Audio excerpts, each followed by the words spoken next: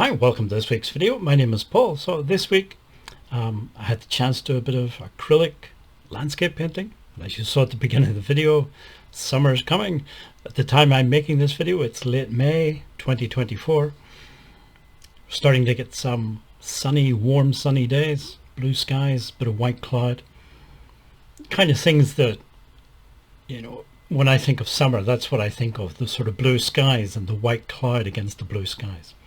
So that's sort of what I was going for in these little very loose, very abstract landscapes. I say I'm using acrylic, and I'm using it on a thick paper, thin cardboard, whatever way you want to think of it. It's actually I got some new sketchbooks off Amazon, and the packaging that they came in, that's what I'm using. I just cut it up, removed the address labels, and I'm just using that to paint on. Why not? Some materials, some media are kind of fussy about the surface that you put them onto. I always think watercolor is a bit fussy.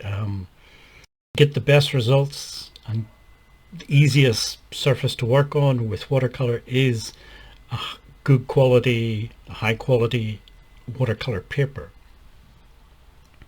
But with acrylic, I feel anyway, you can paint it onto almost anything, and it kind of works.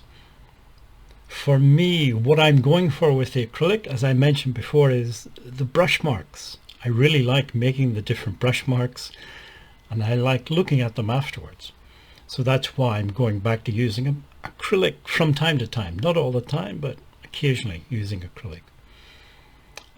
This is a scan of one of those paintings that you saw me doing, and I think you can see the brush marks in there in the sky, the landscape, and that's really my goal. So okay, this cheap packaging paper isn't going to it's not going to last for years and years. It's not artist quality paper, but it'll still probably outlast me, so I'm not too worried. I'm not trying to sell these to other people, so if they disintegrate in a few years, well, that's what happens to the best of us, so I'm not too worried about that. I think the message is use what you've got. Some mediums, they do require a nice surface to work on, but some things like acrylic and also charcoal, you can use it on many different surfaces. Just use what you've got. Don't let the fact you don't have access to expensive papers and so on, don't let that stop you from making art. I think that's what I'm trying to say. So I'm going to continue having fun with the acrylic. It's not taking over from, say, watercolor or dry media. It's just something else that I'll use from time to time. As I've said before, recently I do post some of these pictures in sort of real time to Patreon, which you can join on the free subscription if you want to.